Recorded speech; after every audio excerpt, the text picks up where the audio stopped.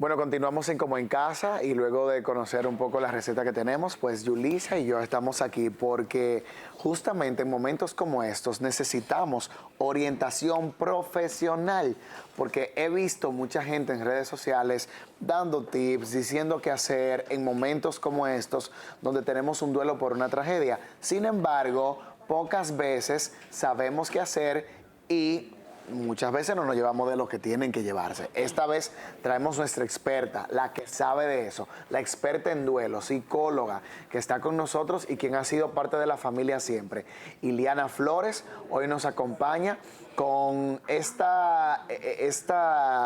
digamos que esta cartelera de recomendaciones para aquellos que tal vez hoy estamos todos pasando por un duelo, porque es un duelo colectivo en nuestro país. Iliana, bienvenida. Y qué oportuno el momento de recibirte nuevamente en Como en Casa. Gracias, gracias. Siempre para mí es un placer poder venir a educar a la población en temas tan importantes como el tema del duelo y sobre todo en esta ocasión donde el duelo es colectivo, es a nivel nacional y realmente la desinformación hace que todo sea más complejo. Cuando hay desinformación se abren puertas que pueden generar trauma y por eso es muy importante asegurarnos de hablar, de indagar con un profesional de la salud mental y sobre todo si puede que sea especialista en duelo, para evitar que situaciones que ya son traumáticas pasen a una mayor envergadura. Así que bueno, muchísimas gracias a ustedes por siempre hacerme parte. Qué bueno que estás aquí, Iliana. Y antes de entrar en recomendaciones puntuales, a mí me gustaría que hablemos un poquito del contexto del duelo. ¿Cuáles son las etapas del duelo? Y también cómo nosotros podemos identificar que estamos en un duelo. Porque al principio conversábamos que no necesariamente hay que haber perdido a alguien en la tragedia para nosotros sentir esa tristeza profunda. Entonces, ¿cómo podemos identificar que estamos viviendo un duelo a pesar de que no nos haya pasado nada propiamente? ¿Y cuáles son esas etapas del duelo para que también nuestro televidente y nosotros mismos podamos identificarlo?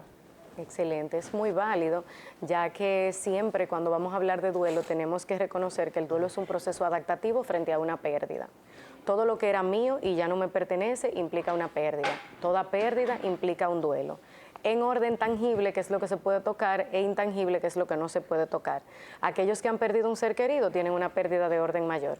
Nosotros que quizá directamente no estamos afectados tenemos una pérdida intangible, como es la pérdida de la seguridad, la pérdida de la ilusión, la pérdida de la confianza, y evidentemente eso hace que sea un duelo nacional colectivo donde todos tenemos sentimientos vinculados a la pérdida.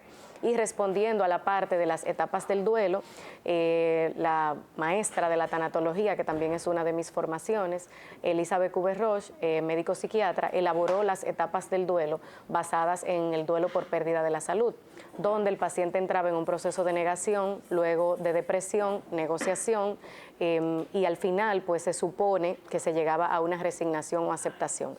El duelo no es un proceso lineal, de entrada podemos bloquear y esto vendría siendo un tipo de negación, o una persona que le haga frente al duelo donde le toca resolver, gestionar un funeral o simplemente hacerle frente a la situación, esos que hoy están solo en búsqueda, hay una persona que está dando la cara.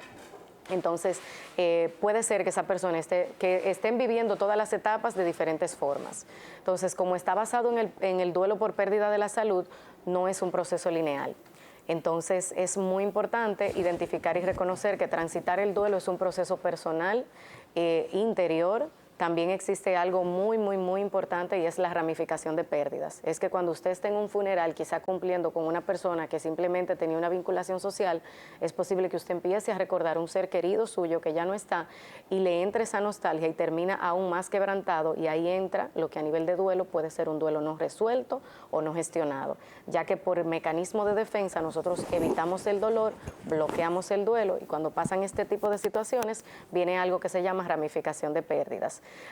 Cabe destacar que el duelo y la depresión parecieran sinónimos, pero no lo son, ya que existe un marcado número de sintomatologías vinculadas al duelo y a la depresión: alteración en el estado del sueño, alteración en el apetito, desvinculación o desmotivación por la vida y emociones fuertes. Sin embargo, como bien he dicho al inicio, el duelo es un proceso de adaptación frente a una pérdida y la depresión es una enfermedad. Por eso es muy importante que si estás teniendo sintomatologías vinculadas a este tipo de características, visites un profesional de la salud mental que pueda hacer un diagnóstico diferencial, porque es posible que tengamos un duelo colectivo nacional y existan este tipo de sintomatologías, pero también es muy importante identificar si necesitamos buscar ayuda clínica o psiquiátrica para poder atravesar de manera sana este proceso de dolor. Iliana, en momentos como estos, nos sentimos mal todos, estamos todos en duelo. Sin embargo, aquellos que tienen un duelo directo, uno no sabe qué decirle, uno no sabe cómo orientarlo, ni siquiera cómo dar un pésame. Así es. ¿Qué decir y qué no decir? Realmente lo más importante es que la presencia, el estar.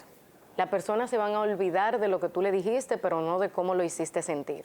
Entonces, el simplemente hecho de tú estar presente, ya le dejas saber a la persona, a Anthony le puedo delegar tal cosa, a mi comadre que está aquí le puedo pedir que me busque un vaso de agua. Pero las palabras rebuscadas, un sinnúmero de métodos de consuelo, como Dios sabe lo que hace, tranquilo, esto también va a pasar, yo sé cómo tú te sientes. Créanme que yo soy una psicóloga católica, pero el primer enojo es con Dios y con la vida.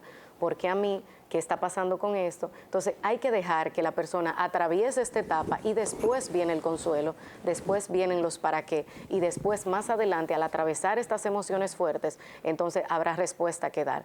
Por el momento, la presencia y si he de hacer alguna oferta, que tu oferta sea, ¿hay algo que yo pueda hacer por ti?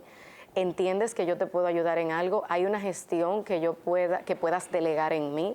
Y eso ayuda muchísimo más porque es que estamos actuando por mecanismo de alerta y a nivel neuropsicológico sabemos que también ocurren cambios endocrinos y hay un pico de cortisol donde la persona, sobre todo se utiliza más en temas del campo y eso, que la persona entra como en unos ataques de pánico, ataques de ansiedad. Digo el campo porque todavía se usa mucho que la gente se pone mala en los funerales, pero no es que se pone mala, es que realmente hay un pico de cortisol o hay una parte química que está pasando por nuestro organismo que hace una reacción.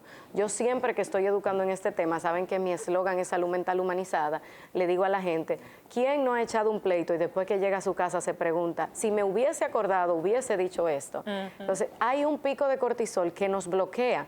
Y lo más factible para nosotros poder hacer de manera coherente un acompañamiento es conocer qué es lo que yo puedo ofrecerte a ti, para no hablar con palabras vacías, como yo sé cómo te sientes, Dios sabe lo que hace, y si no, pregúntese qué a usted le gustaría que le estuvieran diciendo en este momento, y créanme que de seguro que va a haber silencio. Wow, me siento tan identificada con todo lo que dices, porque es verdad, ayer veía amigos, por ejemplo, que compartían en las redes sociales, wow, en cada lugar que estoy, lo primero que hago es que veo el techo. Por ejemplo, cómo nosotros nos vamos identificando con este tipo de situaciones que van pasando. Y yo misma, por ejemplo, tengo una buena amiga que tuvo una pérdida y yo quería decirle algo esta mañana cuando me levanté, pero yo no sabía qué decirle. Yo decía, wow, ¿cómo le ayudo? Y ahora escuchando te digo, en verdad hay muchas cosas que yo puedo hacer por ella, porque quizás mañana, por ejemplo, que es el funeral, va a necesitar mucha ayuda porque tiene niños pequeños y qué bueno que tú nos orientes en ese sentido, porque muchos de nosotros que no estamos tan afectados de manera directa, sí podemos ayudar bastante con estas herramientas. Si ya para esas personas que están viviendo un duelo, Iliana, ¿cuáles recursos pueden utilizar para manejarlo? Los que tienen familiares cercanos afectados, los que han tenido una pérdida en esta tragedia, ¿qué recursos pueden utilizar? Bueno, lo primero es que todavía existen muchos cuerpos que no se han identificado. Seamos empáticos. A la hora de nosotros dar un consejo o de intentar acompañar, vuelvo y les repito, ¿qué puedo hacer por ti? Con relación a lo de que ahora todos estamos viendo al techo y estamos atemorizados de lo que pueda suceder, eso en salud mental se llama estrés postraumático, una situación estresante o de trauma que nuestro cerebro, consciente e inconsciente, está registrando una información. Nosotros tenemos cortezas cerebrales, como es la corteza cerebral inferior, que es la parte consciente. Sin embargo, existe una corteza circular anterior, que es la que divide el consciente del inconsciente. Y hay una parte de nosotros que, aunque no quiera tener miedo, tiene miedo por instinto de sobrevivencia. Entonces, estas personas que están bajo un estrés postraumático, que están a espera de resultados, que no saben qué esperar, qué decir, qué hacer, presencia. estar ahí sin el morbo, sin estar dando información que no es de primera mano, generando aún más ansiedad sobre la familia. También si hay un cuerpo y la persona decide que el cuerpo no se ha expuesto multifactorialmente por cómo se dieron las situaciones, porque esté muy deteriorado, hay que hacer presencia en el acto funeral. Eso nos da la certeza de que evidentemente la muerte es real.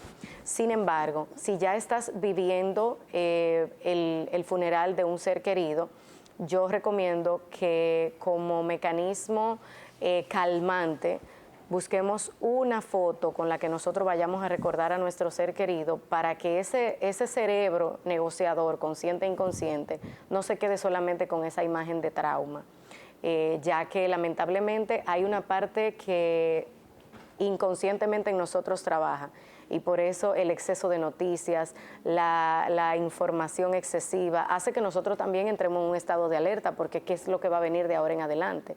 Validar las emociones, permitirnos sentir, ser vulnerables. Ayer en un Instagram Live que hice para aclarar dudas, varias personas me expresaban que por qué lloraban sin saber el motivo, que no tenían una pérdida directa. Entonces hay dolor. Nuestro país está atravesando por pérdidas mayores, no solamente de un extracto social, sino todo lo que embarga una pérdida de más de 100 personas, sin contar los desaparecidos. La última vez la cifra que yo escuché era 130, no sé qué tan real sea el día de hoy. Entonces, eso es mucho que decir, porque no se afectan 130 familias, se afectan hasta 500 familias y los que de manera indirecta también estamos siendo afectados. Entonces, es muy importante que nosotros conozcamos nuestra realidad. Siempre insisto en que el conocimiento de uno mismo da libertad. Si es una persona con tendencias, con una base psiquiátrica o emocional importante, evitar ver tantas noticias, la desinformación y hacer lo que podemos controlar. Entonces, permitirnos sentir, permitirnos ser vulnerables y al final siempre digo, hay silencio que solo Dios escucha y hay heridas que solo Dios sana. Mientras tanto, humanamente vamos a ocuparnos de la parte científica que nosotros podemos ofrecerle y la calidez humana que es la presencia. Ileana, tú sabes que antes de irnos quiero pedirte una recomendación, porque por ejemplo en el caso de nosotros que ya estamos ofreciendo informaciones a través de un medio, necesitamos estar informados de lo que sucede para poder transmitirle eso a nuestros televidentes, pero hemos visto que estos días las redes sociales, el algoritmo se ha disparado, hay más personas durando más tiempo en las redes consumiendo todo lo relacionado a la tragedia. Desde tu punto de vista, si es una persona que no necesariamente necesita consumir esta información y que probablemente tal vez no está preparado a nivel emocional para recibir tanta sobrecarga de información negativa, ¿cuál es tu recomendación al respecto? Para quedarnos como con eso también antes de irnos. E igual en ese mismo tenor, escuché 2 psicólogos esta mañana que decían que luego de esta etapa de duelo, de tristeza, de dolor, viene una etapa de ira. Entonces, quisiera que también me confirmes si eso es real en conjunto con esta pregunta. Perfecto. Se dice que el enojo es la otra cara del dolor. Entonces, cuando la emoción no ha sido gestionada, también nosotros tenemos como un malestar con la vida y sí, evidentemente hay, como les decía al inicio, no hay un orden, puede que haya mucha gente enojada y vulnerada y puede que haya mucha gente bloqueada y silenciada. Por eso es sumamente importante que si ves una persona aireada o enojada, seas muy paciente y muy amable, porque puede estar ocultando una profunda, real y gran tristeza. Y ya con relación a los excesos de noticias negativas, yo siempre me voy a lo básico. La neuroplasia, que es la capacidad que tiene el ser humano de recuperarse de las pérdidas, del dolor extremo, es vinculado a lo que te motiva, a lo que puedes controlar y a decirle a tu cerebro lo que tiene que hacer. Vamos a practicar mantener nuestra rutina lo más objetiva posible, de tal hora a tal hora hago esto, de tal hora a tal hora hago esto, cero excesos de redes sociales y si he de visitar o de citar medios, pues tratar de filtrar lo que sí podemos controlar. Yo sé que en Como en Casa va a salir una información de primera, yo cito Como en Casa. Yo sé que X persona publica es especialista de tal área y que va a estar publicando algo de primera, pues entonces ahí ahí me quedo, porque evidentemente va a haber información que no podremos filtrar, pero de lo que podemos controlar, hacer esta parte y ocuparte, por favor, de mantener tus horarios lo más estandarizado posible, porque la alteración en el estado del sueño es parte del proceso de duelo, y mientras más vinculamos nuestro cerebro con móviles digitales, mayor probabilidad de tener alteración en el estado del sueño tenemos. Dímelo a mí, que tengo 2 días que no duermo igual como siempre. Así es. Y imagínate si eso soy yo, que no tengo una pérdida directa, aquellos que sí tienen pérdida directa. Entonces cerraría, Anthony, diciéndole que por favor identifiquen las herramientas de regulación que tenemos a la mano. Respiración consciente, inhala 3, exhala en 6. Si la barriga no sube, no estás inhalando correctamente. Recuerden que nosotros estamos hablando y no nos acordamos que estamos respirando. Sí. El cuerpo sigue funcionando.